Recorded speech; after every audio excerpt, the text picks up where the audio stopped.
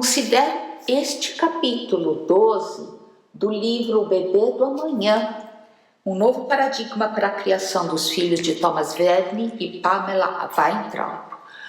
Um dos capítulos mais importantes para nós entendermos o que está acontecendo na sociedade de hoje. E o capítulo 12 fala: quando as coisas dão errado, crianças tristes, crianças iradas. E na página 283 está a seção chamada Crianças Agressivas. Quando um bebê cresce numa família disfuncional, que está num ambiente social em processo de desintegração, as probabilidades de dirigir sua raiva contra os outros e não contra si mesmo aumentam consideravelmente. Alguns estudos indicam com certa consistência que crianças maltratadas, a começar pelos bebês e crianças que estão começando a andar, manifestam distúrbios de conduta e são antissociais num grau significativamente maior que as crianças que não foram maltratadas nem negligenciadas. As crianças maltratadas e negligenciadas têm uma probabilidade maior de virem a ser presas por delinquência, criminalidade adulta e comportamento criminoso violento do que os membros equivalentes de grupos de controle. Os homens têm índices maiores de delinquência, criminalidade adulta e comportamento criminoso violento do que as mulheres. Infelizmente, o crime violento entre crianças de apenas 10 anos subiu vertiginosamente nos últimos anos. Praticamente todo dia lemos histórias chocantes de um fenômeno que não conhece fronteiras nacionais. O crime que fez a Grã-Bretanha gelar de horror em fevereiro de 1993 foi o sádico assassinato por brincadeira de uma criança de 2 anos que foi sequestrada de um shopping center de Liverpool. Mais tarde, quando o corpo foi encontrado, descobriram que o menininho havia sofrido torturas tão horripilantes que os policiais ficaram em estado de choque, a ponto de chorar. Mas as câmeras de segurança do shopping center tinham gravado imagens dos sequestradores numa fita e eles acabaram sendo presos. Eram 2 meninos de 10 anos de idade que, conforme alegaram antes, tinham limitado suas torturas a animais do bairro. Em Orlando, Flórida, um menino de 9 anos foi acusado de espancamento em circunstâncias agravantes e de violência doméstica depois de ameaçar matar a mãe e 3 outras crianças, se não ganhasse o brinquedo que queria, do Burger King. A cadeia de hambúrgueres andara distribuindo brinquedinhos inspirados em personagens de um filme da Disney, O Corcunda de Notre Dame, nas refeições das crianças. Quando a mãe foi para casa, em vez de ir ao restaurante fast food, o menino agarrou-a pelos cabelos e empurrou sua cabeça para o chão da van até ela o persuadir a soltá-la. Depois ele apareceu com um canivete na mão, encostou na garganta da mãe e disse que a mataria e as outras crianças, a menos que ela voltasse ao restaurante para ele ter a sua refeição. Enquanto isso, em Tóquio, a polícia prendia um garoto de 14 anos que teria confessado ter matado um menino mais novo e enterrado sua cabeça degolada no pátio de um colégio. O menino, cujo nome não foi divulgado, vivia num bairro onde havia sido encontrada a cabeça mutilada de uma vítima de 1 ano de idade. Os olhos do bebê haviam sido arrancados e a boca rasgada de orelha a orelha. No bilhete preso à boca da vítima, o assassino chamava os policiais de idiotas e declarava que esse era o começo da brincadeira. Acho muito divertido matar, quero desesperadamente ver pessoas morrerem. Nos últimos anos, vimos um aumento explosivo no número de crianças que cometem crimes violentos, crimes psicopatas. Esteve na moda em décadas passadas atribuir essas tendências aos genes. E, evidentemente, os genes desempenham um papel. Mas os estudos mais recentes mostram que o risco de distúrbios e patologias pode aumentar dramaticamente por condições lesivas durante a gestação e os primeiros anos depois do nascimento. Uma mãe ou outro responsável deprimido pode programar o cérebro de sua prole para a decepção e o desespero. Um bebê que é ignorado ou maltratado constantemente pode se retrair e manifestar vários tipos de distúrbios: ansiedade, depressão e psicopatologia. Levados a extremos, o estresse e os maus tratos podem induzir o termostato emocional do cérebro a comportamentos antissociais, raiva explosiva e crime violento. Se os maus tratos forem abusivos demais, podem lesar até o mais saudável dos cérebros. Pelo mesmo motivo, as crianças geneticamente predispostas a psicopatologias ou traumatizadas antes ou durante o parto podem ser salvas de uma vida futura infeliz por meio de uma criação amorosa e receptiva. As origens da violência. A flexibilidade do cérebro humano é a chave do êxito de nossa espécie. Só um cérebro construído por seu meio ambiente poderia responder a condições tão diversas quanto as vastidões da savana africana e as investidas de uma era do gelo, os rigores da fome e a precisão na manufatura de ferramentas, além da diversidade de línguas, do chinês ou inglês de um lado, a escrita de outro.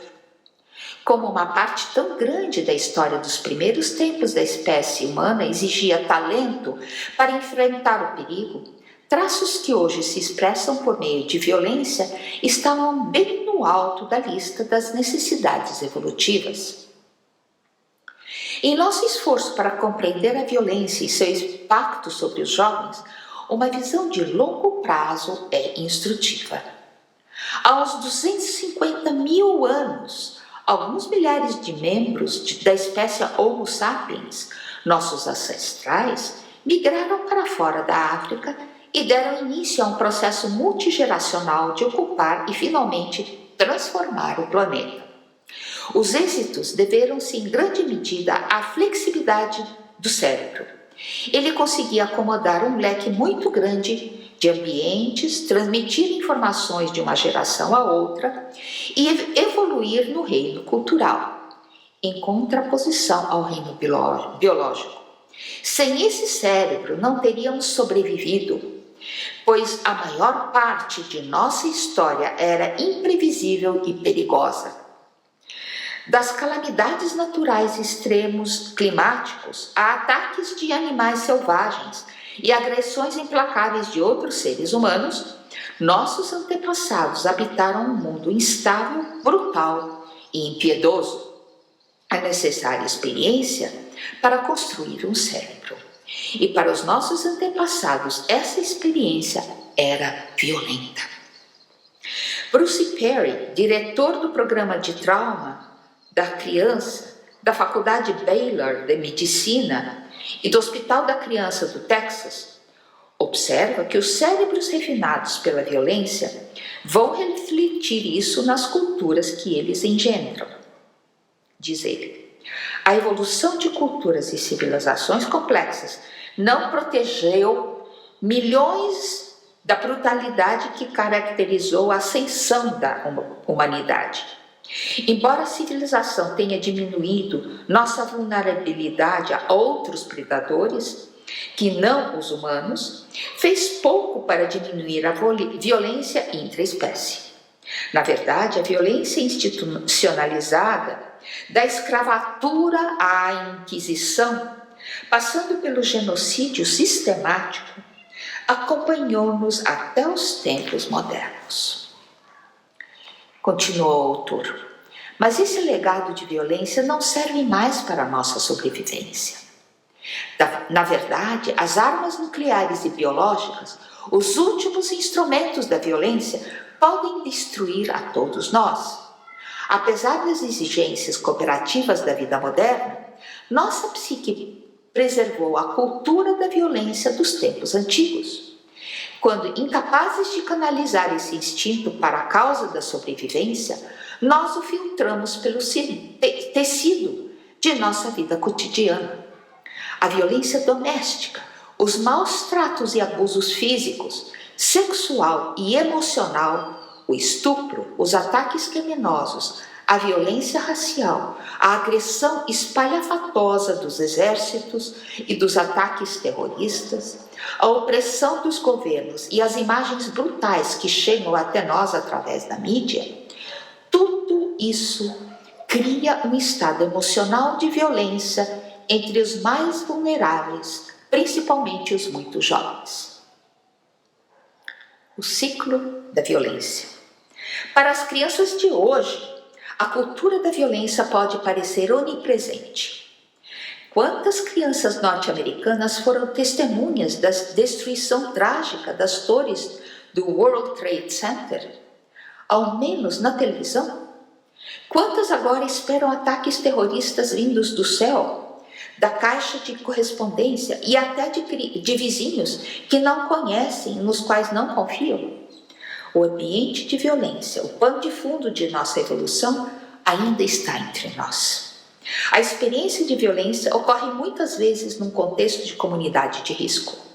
30% das crianças que moram em bairros com índices elevados de criminalidade em cidades como Chicago foram testemunhas de um crime em algum momento de seus 15 anos de idade, e mais de 70% foram testemunhas de agressões violentas.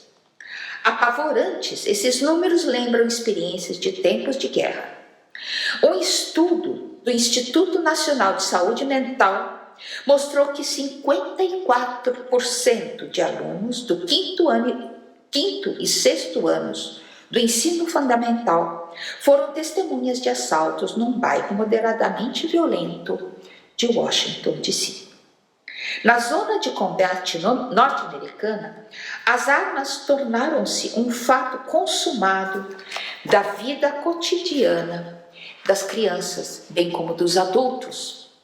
Nessas comunidades, as crianças em geral são pobres e correm um risco maior de negligência e maus tratos.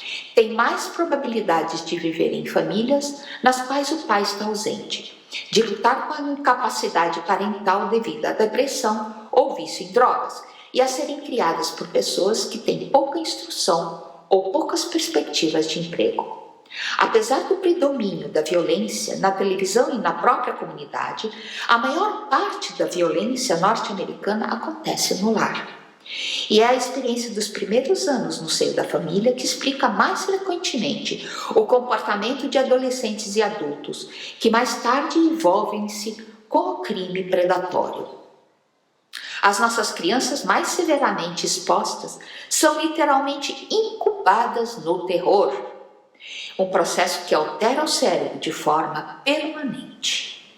Essas crianças lesadas entram no ciclo da violência que passa de uma geração para a seguinte.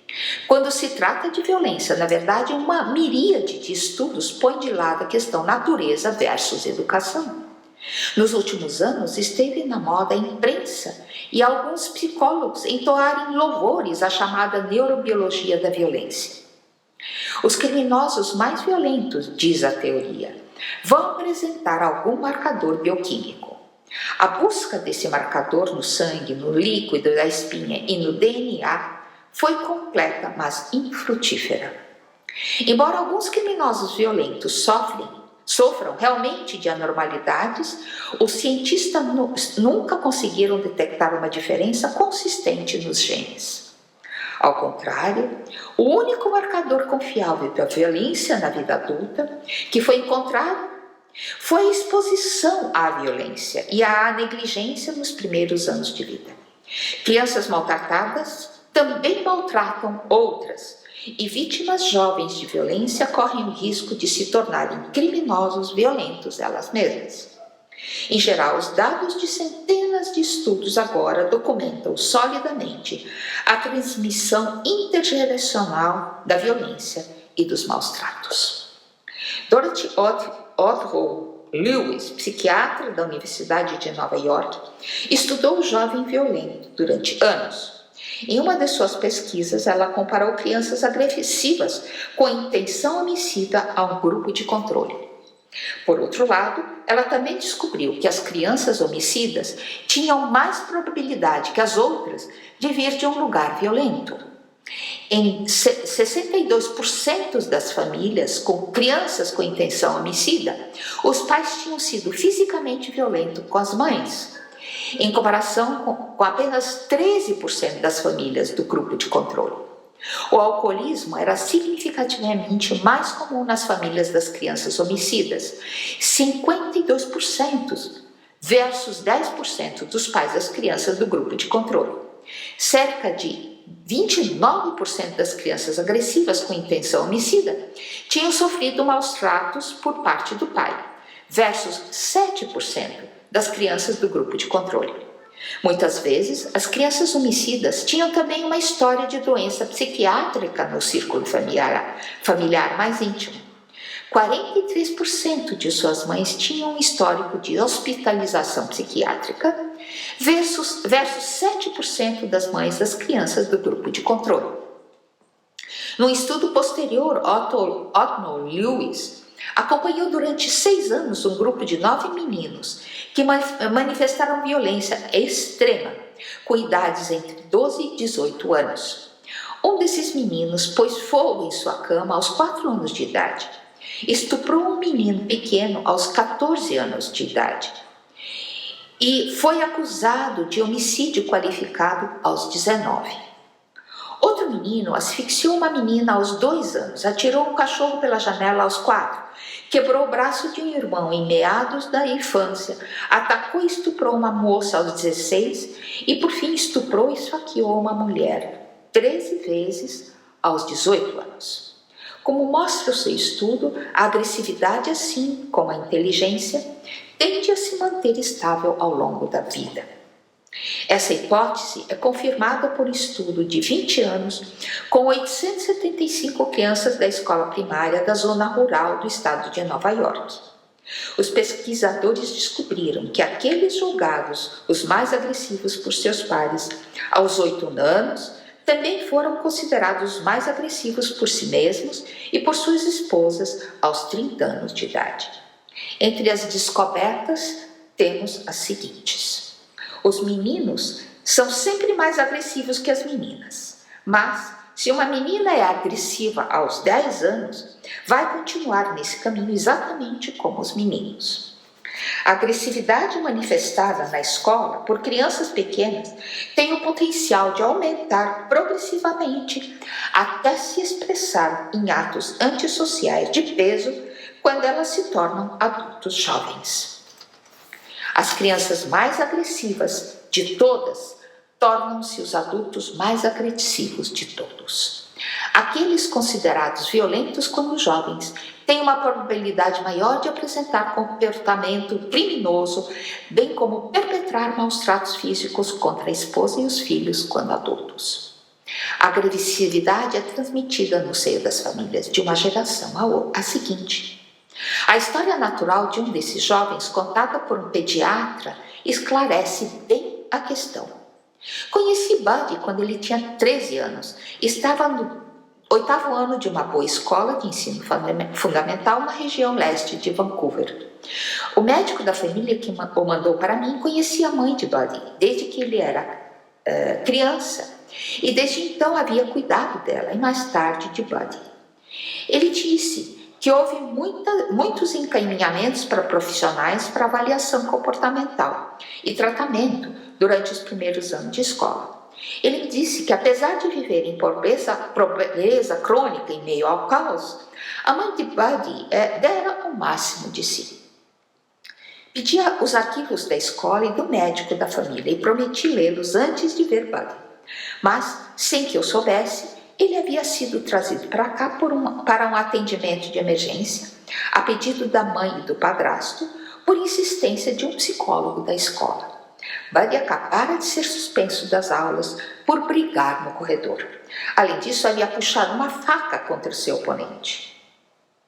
Embora Buddy tivesse alguns sintomas coerentes com aqueles do síndrome do alcoolismo fetal, seu exame neurológico foi normal e conseguia ler bem os livros disponíveis e apropriados à sua idade. Buddy e sua mãe confirmaram que ele teve dificuldades desde o jardim da infância. Sua abordagem do trabalho escolar sempre mostrara capacidade, mas falta de aplicação. Era uma visita constante na diretoria, matava aulas frequentemente, intimidava colegas para que fizessem seu dever de casa e sempre parecia estar por perto quando algum objeto sumia.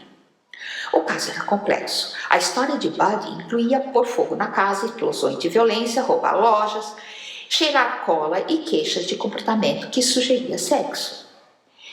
Tanto a mãe quanto o padrasto tinham sido investigados pelos serviços sociais por negligência e maus tratos. Ambos tinham histórico de alcoolismo e uso de múltiplas drogas. Fiquei impressionado com o fato de Buddy estar se saindo tão bem e cometi o erro de dizer isso à mãe, explicou o pediatra. Ela ficou irritadíssima e saiu do consultório pisando duro. Buddy só me deu um sorriso irônico enquanto a seguia lá para fora. O que se seguiu foi uma série de delitos menores, mas nenhum crime. Enquanto isso, Buddy estava começando a usar drogas e inseriu-se aos poucos na cultura local de uso de crack. A escola havia sido esquecida há muito tempo e sua mãe raramente o via. Mas, por alguma razão estranha, ele ainda aparecia no consultório para as consultas, bem, para quase todas as consultas marcadas pela segunda vez. Por fim, o médico descobriu o porquê. Buddy andara roubando blocos da receita médica e escrevendo prescrições falsas de Ritalina. Senti que a única coisa a fazer para conseguir ajuda para Buddy era inscrevê-lo num programa de psiquiatria forense indicado por um tribunal e tirá-lo de circulação. Ele foi para uma casa de detenção e, enquanto estava lá, enviou-me alguns bilhetes nos quais me xingava e me ameaçava.